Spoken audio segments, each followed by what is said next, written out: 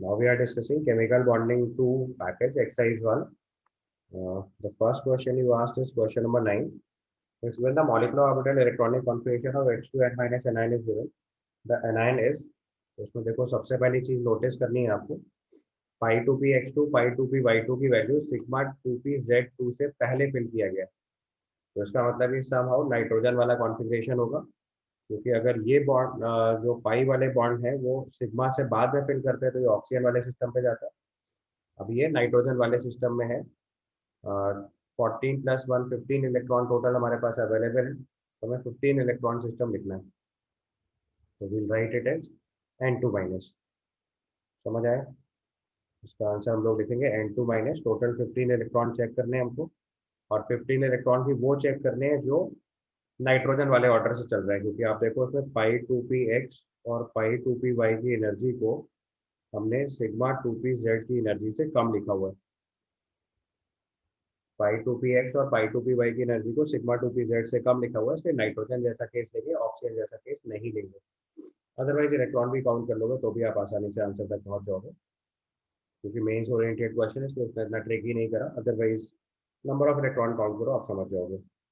उसके बाद question number 10 में लिखा है which of the following overlap orbital is are incorrect. तो देखो पहले वाले केस में दोनों प्लस प्लस ओवरलैप हुए हैं तो बॉन्डिंग मॉलिक्यूलर ऑर्बिटल बनेगा, सही है। दूसरे वाले केस में आप ध्यान से देखो तो एक माइनस वाला ओवरलैप एक प्लस वाले ओवरलैप से ओवरलैपिंग कर रहा है, तो माइनस और प्लस के बीच में क्या होगा, रिपल्शन लगेगा, तो ये एंटी बॉन्डिंग बनेगा। तो 2 वाला केस जो है वो एंटी बॉन्डिंग है, जबकि डायग्राम के हिसाब से उसको बॉन्डिंग बना दिया है, तो ये गलत हो गया। अगला वाला केस देखो एकदम सही बना हुआ है, तो प्लस माइनस में एडिशन कर रहे हैं, तो ये देखो दोनों ऑपोजिट फेज हैं, तो एंटी बॉन्डिंग मॉलिक्यूलर ऑर्बिटल बना। नहीं, एक मिनट, ये भी गलत बना दिया है इन्होंने एक्चुअली में, ये भी बॉन्डिंग जैसा बना दिया, ऊपर प्लस नीचे माइनस कर दिया, तो दिस इज ऑल्सो इनकरेक्ट। अगले वाले केस में देखो ये प्लस माइनस है, ऑपोजिट फेज है, तो देख move far apart from each other, fourth भी सही बना हुआ है। तो 3 वाले केस में भी आपको एंटी बॉन्डिंग बनाना चाहिए था, बट बनाया गया बॉन्डिंग, तो ये भी इनकरेक्ट हो गया। ये दोनों केस इनकरेक्ट हो गए जो कि गिवन है क्वेश्चन में, डायग्राम में। तो इसका मतलब 2 और 3 इनकरेक्ट है, तो आंसर इसका हम लोग बी रिपोर्ट कर देंगे। ठीक है। इसके बाद नेक्स्ट क्वेश्चन, क्वेश्चन नंबर 12 देखिए। क्वेश्चन नंबर 12 में लिखा है which of the following molecular orbital has 2 nodal plane perpendicular to each other. तो अगर आपको 2 नोडल प्लेन देखने हैं तो ये पाई एंटी बॉन्डिंग में देख लो।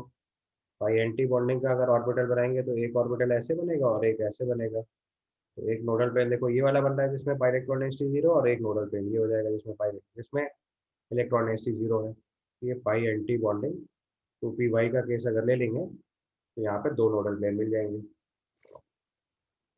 ठीक है, क्योंकि दोनों की इलेक्ट्रॉन डेंसिटीज रिपल करेंगे एक दूसरे के साथ। It will be like this, maximum far away, तो 2 नोडल प्लेन जनरेट हो जाएंगे। तो उसका आंसर हम लोग सी रिपोर्ट कर देंगे। उसके बाद क्वेश्चन नंबर 20 देखिए। In an anti bonding molecular orbital the electron density is minimum. Anti bonding orbital में इलेक्ट्रॉन डेंसिटी मिनिमम कहाँ पाएगी, दोनों न्यूक्लियस के बीच में, तो between the 2 nuclei of the molecule. Anti bonding molecular orbital लेंगे अगर हम लोग, तो एंटी बॉन्डिंग मॉलिक्यूलर ऑर्बिटल में इलेक्ट्रॉन्स के रिपल्शन की वजह से इलेक्ट्रॉन डेंसिटी मिनिमम आएगी। बीच में देखो नोडल प्लेन आ रहा है ना, जैसे ऊपर वाले एग्जांपल से देखो तो वहाँ नोडल प्लेन दिखता है, तो electron density minimum in between 2 nucleus, in between 2 nucleus, तो दोनों न्यूक्लियस के बीच में इलेक्ट्रॉन डेंसिटी मिनिमम आ जाएगी। नेक्स्ट आपने पूछा है क्वेश्चन नंबर 28। 28 में लिखा है during the formation of molecular orbital from the atomic orbital the probability of electron density is minimum at the nodal plane. आपको बताया था कि जब हम लोग मॉलिक्यूलर ऑर्बिटल फॉर्म करते हैं तो 2 केस होते हैं, साई ए प्लस साई बी वाला केस बनता है, ये बॉन्डिंग मॉलिक्यूलर ऑर्बिटल बनेगा, और साई ए माइनस साई बी लेंगे, ये आपका एंटी बॉन्डिंग मॉलिक्यूलर ऑर्बिटल बनेगा। तो एंटी बॉन्डिंग मॉलिक्यूलर ऑर्बिटल के केस में अगर साई ए और साई बी सेम हुए तब तो इलेक्ट्रॉन डेंसिटी 0 हो जाएगी। अदरवाइज साई ए और साई बी अगर अलग अलग हुए, क्लोजेस्ट एनर्जी और सेम सिमेट्री है, तो इस केस में इलेक्ट्रॉन डेंसिटी मिनिमम की तरफ जाएगी, तो इट इज नॉट नीडेड कि हम उसे जीरो लिखें एग्जैक्टली, तो minimum at the nodal plane हो जाएगा। इसका अप्रोप्रिएट आंसर लिखेंगे मिनिमम एट नोडल प्लेन, जो कि जीरो भी हो सकता है क्योंकि मेजॉरिटी ऑफ द टाइम पे same type of atomic orbital participate करते हैं मॉलिक्यूलर ऑर्बिटल फॉर्म करने में। तो इन दैट केस अगर साई ए और साई बी सेम हुआ तो ये वैल्यू जीरो भी हो सकती है, बट करेक्ट आंसर इसका हो जाएगा minimum at the nodal plane. ठीक है, इसके बाद क्वेश्चन नंबर 30 देखिए। क्वेश्चन नंबर 30 में देखो हमारे पास दे रखा है CsBr3। तो अब CsBr3 में देखो Br3 माइनस तो बहुत बड़ा आयन हो जाएगा, वो तो लैटिस में फिट ही नहीं हो पाएगा। तो उसकी जो लैटिस होगी उसमें सीजियम प्लस आयन होगा, ब्रोमाइड आयन होगा, और ब्रोमीन मॉलिक्यूल जो है वो लैटिस में होगा।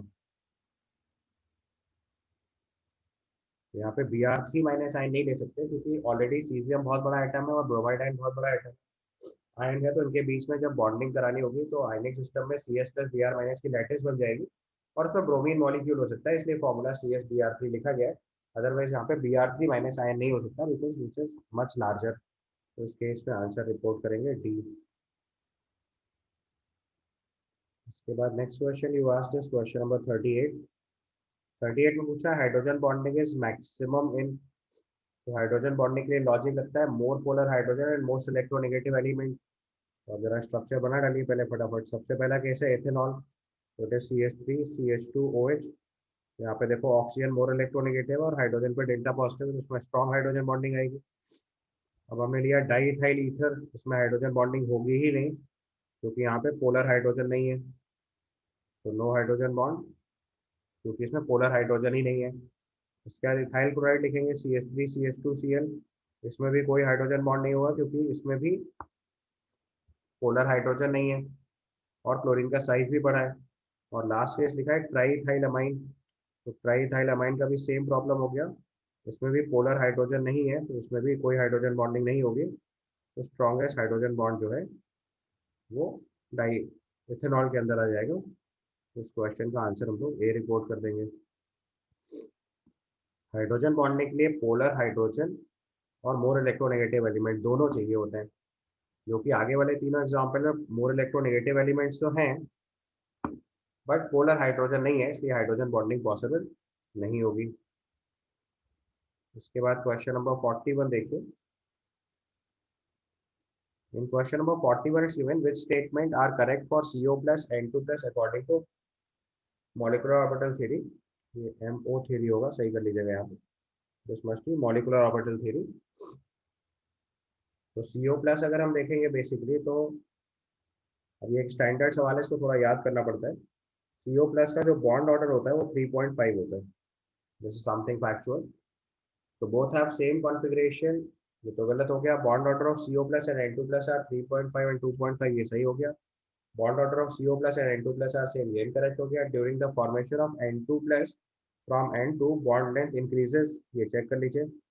N2 के अंदर बॉन्ड ऑर्डर आपका 3 है और N2 प्लस के अंदर बॉन्ड ऑर्डर जो है वो 2.5 है। बॉन्ड ऑर्डर आपका कम हुआ है तो बॉन्ड स्ट्रेंथ कम हो जाएगी और बॉन्ड लेंथ बढ़ जाएगी, ये सही है। During the formation of N2 plus from N2 bond length increases, correct. During the formation of CO plus from CO bond length decreases, ये भी सही हो गया क्योंकि CO से CO प्लस के केस में बॉन्ड ऑर्डर बढ़ जाता है। अगर CO के केस में बॉन्ड ऑर्डर लिखेंगे तो ये 3 हो जाएगा और CO प्लस के केस में बॉन्ड ऑर्डर लिखेंगे तो ये 3.5 हो जाएगा। तो इस केस में बॉन्ड लेंथ डिक्रीज कर जाएगी। उसके स्टेटमेंट अगर करेक्ट चेक करेंगे तो स्टेटमेंट नंबर 2, 4 और 5 करेक्ट है। 2, 4 एंड 5 करेक्ट है। उसका आंसर जो है हम लोग ए रिपोर्ट कर देंगे। ठीक है, क्लियर है यहाँ तक। उसके बाद नेक्स्ट क्वेश्चन अगर हम देखेंगे, this is question number 42। Question number 42 में पूछा है which of the following will not have nodal plane of pi electron density. Nodal plane of pi electron density का मतलब हुआ कि जहाँ पे एक ऐसा प्लेन नहीं मिलेगा जिसमें पाई इलेक्ट्रॉन डेंसिटी जीरो हो। तो देखो सबसे पहले अगर हम बेंजीन का एग्जांपल देखें तो बेंजीन के देखो सारे पी ऑर्बिटल एक दूसरे के परपेंडिकुलर होते हैं, मैंने आपको उसका स्ट्रक्चर ड्रॉ करना सिखाया था। ये वैकेंट, ये इसके पी ऑर्बिटल्स हैं जो मॉलिकुलर प्लेन के परपेंडिकुलर हैं और इनके बीच में देखिए पाई बॉन्ड बन रहा है। तो इसका जो मॉलिकुलर प्लेन होगा वो nodal plane for pi electron density हो गया। molecular plane is nodal plane for pi electron density. Molecular plane is nodal plane for pi electron density. ठीक है, अब ऐसे एथीन देख लो, एथीन के केस में भी क्या होगा, ये sp2 हाइब्रिडाइज है तो उसके p orbital perpendicular to the molecular plane होंगे, तो इसका भी मॉलिक्यूलर प्लेन जो है वो nodal plane for pi electron density हो जाएगा। ठीक है, इसके बाद सी ऑप्शन देखेंगे तो यहाँ पे भी देखो pi इलेक्ट्रॉन डेंसिटी रेजोनेंस में है, इसका मतलब दोनों p ऑर्बिटल एक दूसरे के पैरेलल होंगे, तो pi electron density perpendicular to the molecular plane हो जाएगी, तो इसका भी मॉलिक्यूलर प्लेन जो है वो nodal plane for pi electron हो जाएगा। जबकि इसका अगला केस जो है दैट इज CH2, अब आप लोगों ने इसको ज्योमेट्रिकल आइसोटोप टाइम पे सीखा होगा, डबल बॉन्ड CH2, ये नॉन प्लेनर कंपाउंड होता है। नॉन प्लेनर होने की वजह से पाई इलेक्ट्रॉन डेंसिटी दोनों प्लेन में होगी, तो no nodal plane for pi electron. अगर आप इसका स्ट्रक्चर ठीक से ड्रॉ करेंगे तो इसमें क्या होता है कि ये दोनों एच जो है वो परपेंडिकुलर प्लेन में चले जाते हैं, तो अगर ये प्लेन में है तो ये बोर्ड के अंदर या प्ले पेपर के अंदर जाने वाला एच होगा, और ये वाला एच देखो इसको पेपर के बाहर आने वाला एच होगा। तो यू कैन सी कि जो दोनों चारों एच है वो एक दूसरे के लिए परपेंडिकुलर है, तो पाई इलेक्ट्रॉन डेंसिटी भी दोनों प्लेन में मिलेगी। ठीक है, इसके बाद क्वेश्चन नंबर 45 देखिए, the critical temperature of water is higher than that of oxygen because of water molecule have hydrogen bonding, या फिर डाइपोल मोमेंट। क्योंकि बेसिकली क्या है कि क्रिटिकल टेम्परेचर ज़्यादा होने का मतलब ईज ऑफ लिक्विफिकेशन हो गया। लॉजिक होता है कि अगर हायर क्रिटिकल टेम्परेचर है,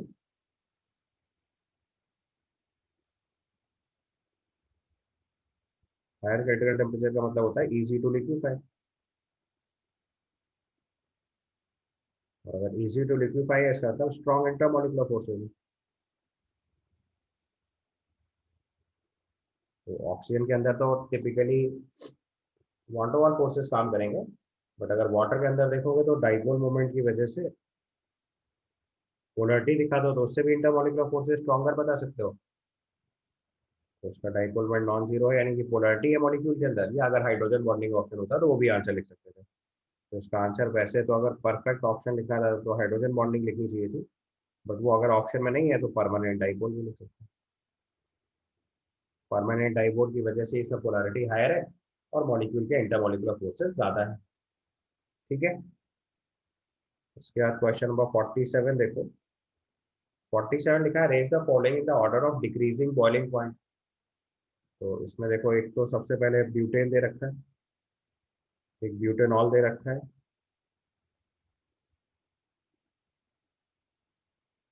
एक नॉर्मल ब्यूटाइल क्लोराइड दे रखा है, और एक आइसोब्यूटेन दे रखा है।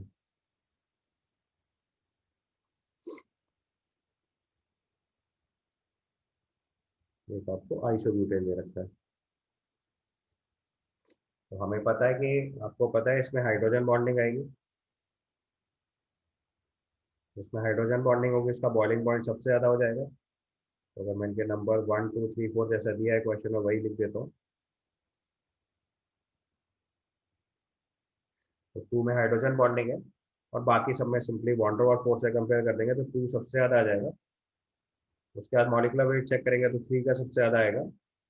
1 और 4 के मॉलिक्यूलर वेट सेम है, बट वहाँ पे सरफेस एरिया का लॉजिक लगा देंगे, तो 1 का सरफेस एरिया ज़्यादा है, 4 कम है, या ब्रांचिंग बढ़ने से बॉइलिंग पॉइंट कम होता है, अगर ये रूल भी याद होगा तो भी काम चलेगा। तो यहाँ पे दूसरा रूल जो हमने लगाया वो लगाया van der proportional to molecular weight, ये रूल लगाया हमने फॉर 3 and 1 के लिए, और van der forces proportional to surface area, ये रूल अप्लाई करा हमने 1 and 4 के लिए। समझ गया कॉन्सेप्ट, ये आपके इंटरमॉलिक्यूलर फोर्सेस को कंपेयर करते हो आप बॉइलिंग पॉइंट आसानी से कंपेयर कर दोगे। इसके बाद नेक्स्ट क्वेश्चन आपने पूछा है question number 54। In question number 54 it's given among the following van der forces are maximum in, तो वॉन टू फोर्सेस फिर से मॉलिक्यूलर वेट से कंपेयर करेंगे, van der forces molecular weight से कंपेयर करेंगे, तो van der forces proportional to molecular weight, तो इसका आंसर हो जाएगा AgBr। उसके बाद क्वेश्चन नंबर 57 देखिए। 57 लिखा है melting point of AlF3 is 104 degree Celsius and that of SiF4 is -77 degree Celsius because. तो देखो AlF3 के अंदर तो होता है आयनिक बॉन्ड, तो उसके इंटरमोलिकुलर फोर्सेस बहुत हायर होंगे, और SiF4 के अंदर होंगे van der Waals forces. Van der Waals forces होंगे तो इसके इंटरमोलिकुलर फोर्सेस सबसे वीक हो गए, तो इसके बॉइलिंग पॉइंट में सिग्निफिकेंट डिफरेंस आएगा। अब इसी चीज़ को ऑप्शन के फॉर्म में चेक कर लो।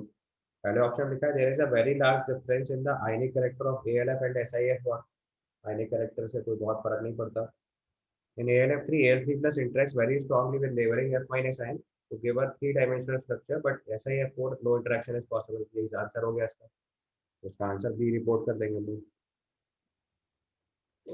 अगले केस में लिखा है in silicon the silicon ion in tetrahedral SiF4 weak molecule is not shielded effectively from the fluoride ion, whereas AlF3 plus ion is shielded from all sides। इसका कोई logic नहीं है।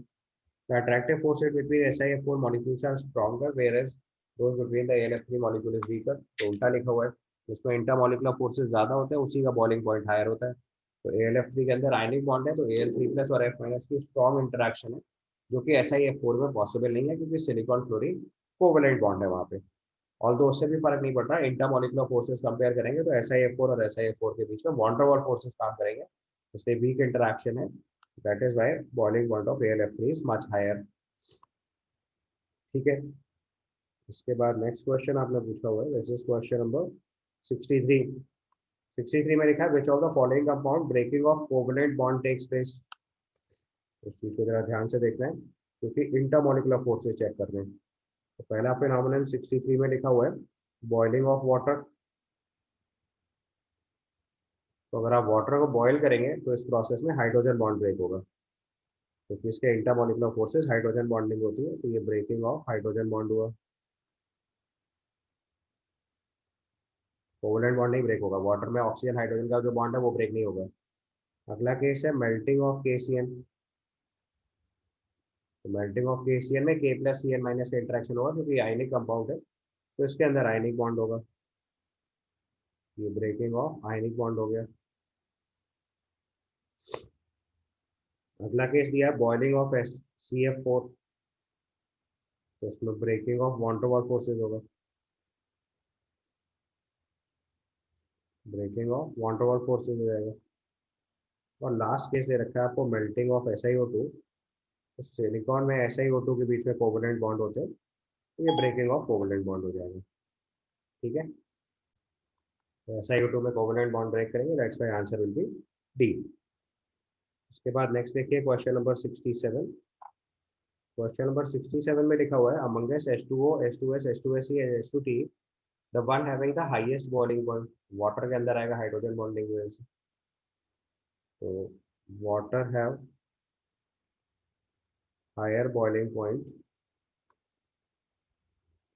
Due to hydrogen bonding. Sir इस पे molecular weight technique है। Molecular weight compare करते हैं, molecular weight ज़्यादा होने की वजह से इसके बाद अगर कंपेयर करोगे तो H2Te का बॉइलिंग पॉइंट ज़्यादा होगा, तो ऑर्डर बनेगा वाटर, H2Te, H2Se और H2S। एक्चुअली में क्वेश्चन पी ब्लॉक का है। बेटर रास्ता होगा अगर हम पी ब्लॉक से इस टेबल को फॉलो करेंगे तो आप इसका परफेक्ट आंसर लिख पाओगे। तो इसका एक्चुअल डेटा मैं एनसीईआरटी बुक से मैंने लिया, देखिए टेबल नंबर 7.7 से। तो डेटा से सॉल्व कर रहे हैं, तो आप देखो वाटर का बॉइलिंग पॉइंट हाईएस्ट है और H2Te का उसके बाद है, फिर H2Se है, फिर H2S है। तो पहले वाटर में हाइड्रोजन बॉन्ड डोमिनेट कर जा रहा है, कई बार मॉलिकुलर वेट बहुत ज़्यादा होने की वजह से मॉलिकुलर वेट भी डोमिनेट कर सकता है, इसलिए फैक्चुअल क्वेश्चन है। तो ऐसे क्वेश्चन को हमेशा एनसीईआरटी के डेटा से डील करना है, बिना उसके आप इसको नहीं कर पाओगे। इसके बाद क्वेश्चन नंबर 72 लिखा हुआ है which of the following halides does not exist.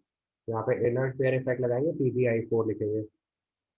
Down the group lower oxygen state prefer होती है, ठीक है ना। तो लेड का +2 फॉर्म मोर स्टेबल होगा, लेकिन अगर +4 फॉर्म के कंपाउंड लिखने हैं तो मोर इलेक्ट्रोनेगेटिव एलिमेंट्स के साथ तो बॉन्ड बन जाएगा, इलेक्ट्रोनेगेटिविटी कम होती जाएगी तो पॉसिबिलिटी कम होती जाएगी, तो PbI4 डज नॉट एग्जिस्ट का केस हो जाएगा। क्योंकि आयोडीन भी बहुत बड़ा आइटम हो गया और लेड भी बहुत बड़ा आइटम हो गया और आयोडीन की इलेक्ट्रोनेगेटिविटी भी बहुत कम हो गई, तो आयनिक बॉन्ड बनाने की टेंडेंसी भी घट जाएगी और लेड की भी +2 ऑक्सीजन स्टेट फॉलो करने की टेंडेंसी है, तो PbI4 बना पाना पॉसिबल नहीं होगा। इस वजह से PbI4 डज नॉट एग्जिस्ट। ठीक है, PbBr2 एग्जिस्ट कर जाएगा, और तो PbBr4 लिखते हैं तो उसकी भी एग्जिस्टेंस खत्म हो जाती है। PbBr2 इसलिए एग्जिस्ट कर जाएगा क्योंकि इनर्ट पेयर इफेक्ट से +2 ऑक्सीजन फेवर कर जाएगी, तो कोई भी एनायन के साथ बॉन्ड बन जाएगा। बट 4 वैलेंसी के लिए मोर इलेक्ट्रोनेगेटिव एलिमेंट चाहिए होंगे, जैसे PbF4, PbCl2, PbO2, इनमें लेड का +4 ऑक्सीजन स्टेट एग्जिस्ट करता है। अदर केसेस में ये चीज वर्कआउट नहीं करेगी। इसके बाद क्वेश्चन नंबर 73 देख लीजिए। 73 में लिखा है which of the following statement is correct with respect to the bond length.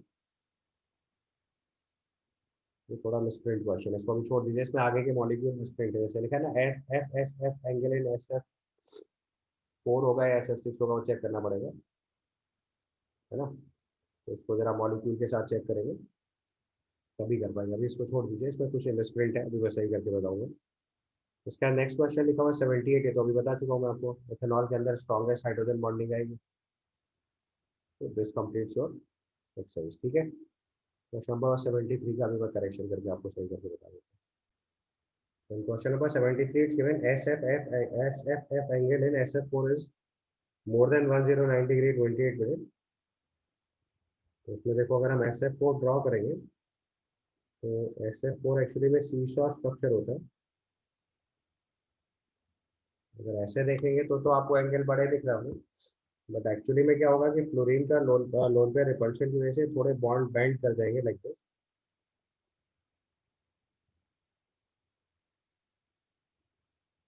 ये एंगल 120 से कम हो जाएगा। ये एंगल भी देखिए 90 डिग्री से कम हो जाएगा, तो सारे एंगल 109 डिग्री से ज़्यादा नहीं होंगे। ये इनकरेक्ट स्टेटमेंट है।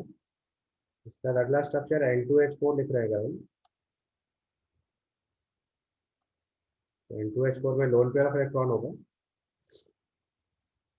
तो यहाँ पे एंगल अप्रोक्सीमेटली 180 डिग्री, तो अगर HNN एंगल देखेंगे, ये भी 180 डिग्री नहीं हो पाएगा, तो ये भी इनकरेक्ट हो गया। KrF2 चेक करेंगे तो ये इनर्ट गैस की तरह ट्रीट करेंगे। उसके बाद 2 सिग्मा बॉन्ड 3 लोन पेयर होगा, ये बॉन्ड एंगल आपका FKrF एंगल चेक करेंगे अगर हम, ये 180 डिग्री आ जाएगा, ये भी इनकरेक्ट हो गया। और ClNOCl अगर हम ले लें, इसको N3H कर देते हैं। इसका क्वेश्चन सही कर लीजिए, क्वेश्चन नंबर बी पार्ट में N3H कर दे रहे हैं।